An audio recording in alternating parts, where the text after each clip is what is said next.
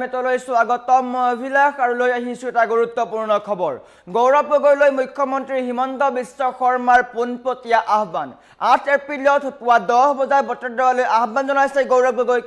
স্পষ্ট কৰিবলৈ কৈছে যে গৌৰৱ গগৈৰ বিদেশত কোনো সম্পত্তি নাই।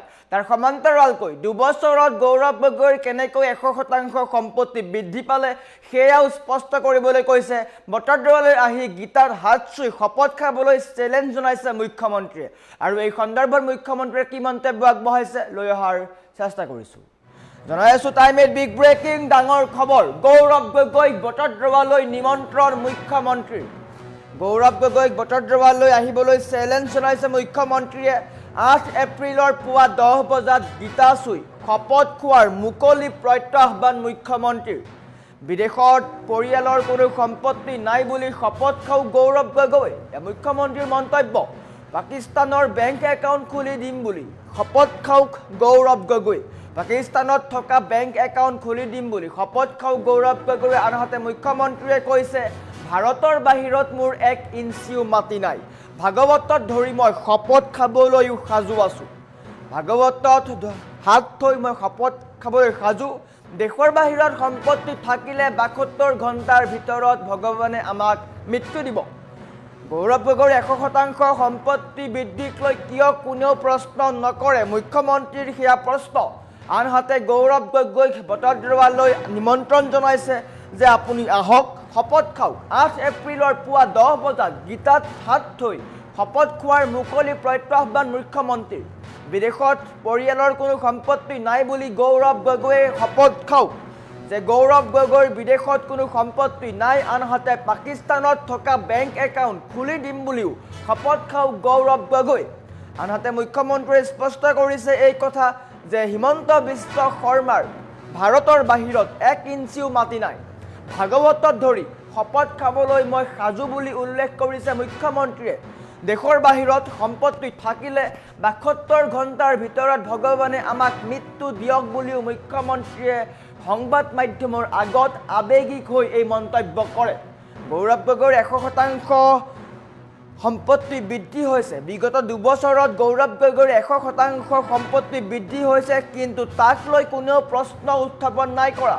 সংবাদ মাধ্যমো এই ক্ষেত্ৰত মৌন বুলি উল্লেখ কৰিছে মুখ্যমন্ত্ৰীয়ে। আনহাতে গৌৰৱ গগৈলৈ মুকলি প্ৰত্যাহ্বান যে আপুনি আহক বটদ্ৰৱালৈ গীতাত হাত থৈ শপত খাওক যে আপোনাৰ বিদেশত সম্পত্তি নাই। আনহাতে পাকিস্তানৰ বেংক একাউণ্ট খুলি দিম বুলিও শপত খাওক গৌৰৱ গগৈ। এনেকৈয়ে মুখ্যমন্ত্ৰীয়ে গৌৰৱ গগৈক পোনপটীয়াকৈ চেলেঞ্জ প্ৰদান কৰিছে। ভাগৱতত হাত থৈ মুখ্যমন্ত্ৰীয়ে কৈছে ভাগৱতত হাত থৈ মই শপত খাবলৈ সাজু যে মোৰ ভাৰতৰ বাহিৰত কোনো সম্পত্তি নাই। কিন্তু গৌৰৱ গগৈয়ে পাৰিবনে সেয়া কৰিব? বটদ্ৰৱালৈ আহি গীতাৰ হাত থৈ তেওঁ শপত খাওক যে তেওঁৰ বাহিৰত কোনো সম্পত্তি নাই। আনহাতে বিগত 2 বছৰত গৌৰৱ গগৈৰ সম্পত্তি 100% বৃদ্ধি পাইছে। সেয়াও গৌৰৱ গগৈ স্পষ্ট কৰক। আৰু এনেকৈ 8 এপ্ৰিলৰ পুৱা 10 বজাত গীতাত হাত থৈ শপত খোৱাৰ মুকলি প্ৰত্যাহ্বান মুখ্যমন্ত্ৰীৰ।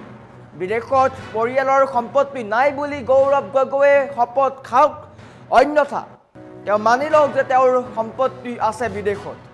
আমাৰ ওচৰত মুখ্যমন্ত্ৰীৰ মন্তব্য আছে। মুখ্যমন্ত্ৰীয়ে কি মন্তব্য আগবঢ়াইছে দেখুৱাই লোৱাৰ চেষ্টা কৰিছোঁ। গীতাখন লৈ গৌৰৱ গগৈ বৰদোৱাত আহক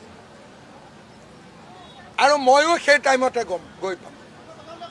গীতা ভাগৱতক চুই মই শপত খোৱাই নহয়, মই ক'ম যে মোৰ যি আছে গৌৰৱ গগৈ মোৰ ঘৰত প্ৰৱেশ কৰি চব চাই লওক।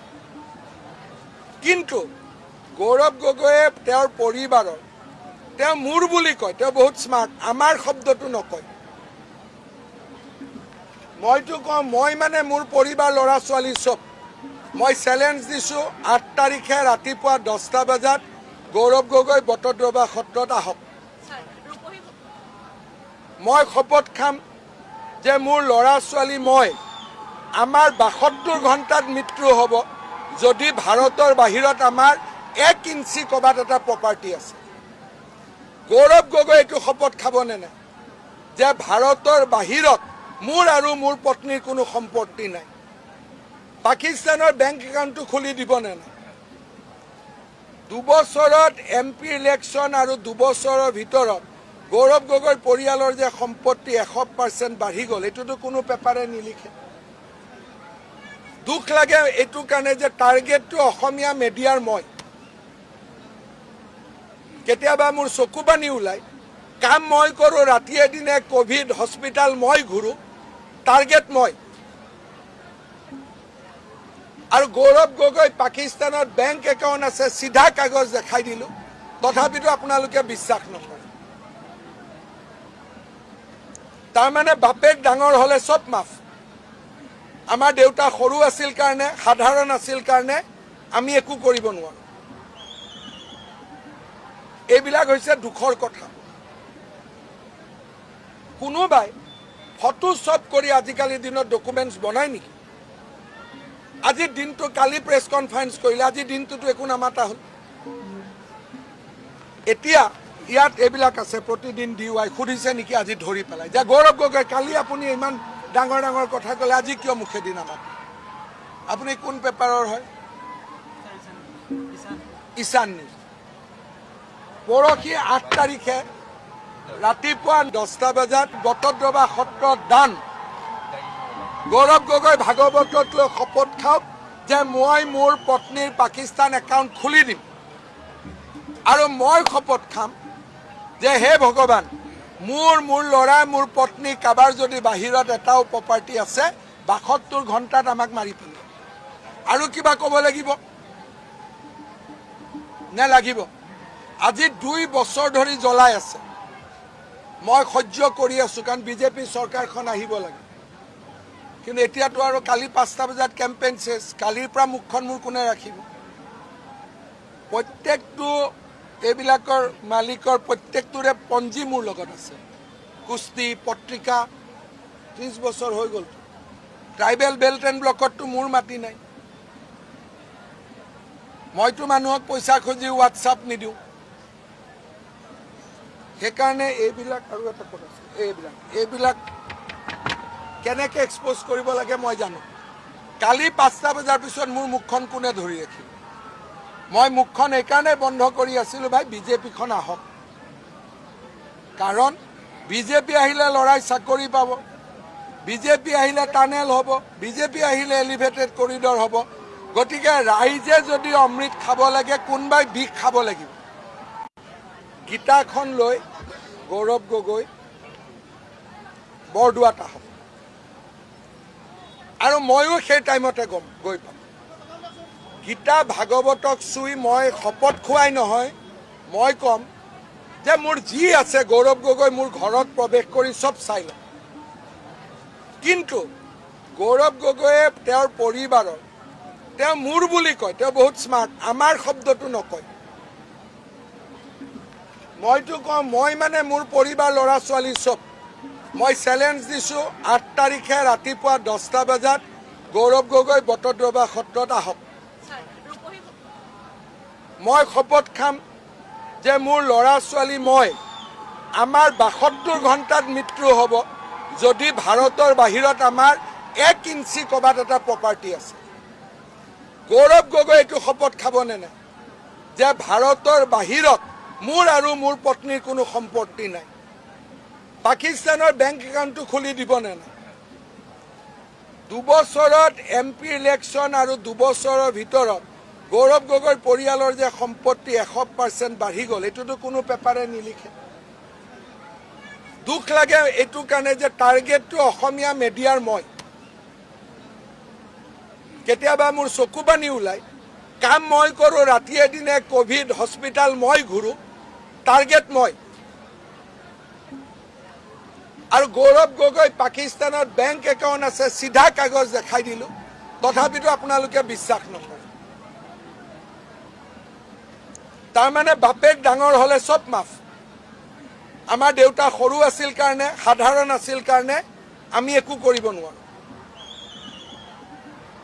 এইবিলাক হৈছে দুখৰ কথা। কোনোবাই ফটো শ্বপ কৰি আজিকালিৰ দিনত ডকুমেণ্টছ বনায় নেকি? আজিৰ দিনটো কালি প্ৰেছ কনফাৰেন্স কৰিলে, আজিৰ দিনটোতো একো নামাতা হ'ল।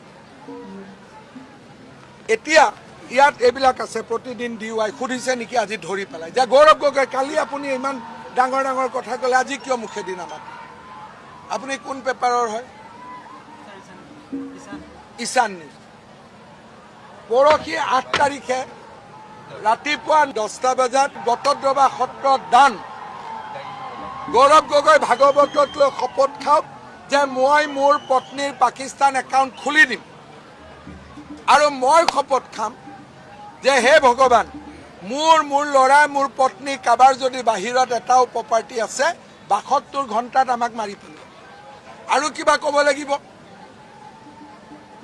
নে লাগিব আজি 2 বছৰ ধৰি জ্বলাই আছে মই সহ্য কৰি আছো কাৰণ বিজেপি চৰকাৰখন আহিব লাগে কিন্তু এতিয়াতো আৰু কালি 5টা বজাত কেম্পেইন শেষ কালিৰ পৰা মুখখন মোৰ কোনে ৰাখিব প্ৰত্যেকটো এইবিলাকৰ মালিকৰ প্ৰত্যেকটোৰে পঞ্জী মোৰ লগত আছে কুস্তি পত্ৰিকা 30 বছৰ হৈ গ'ল ট্ৰাইবেল বেল্ট এণ্ড ব্লকততো মোৰ মাটি নাই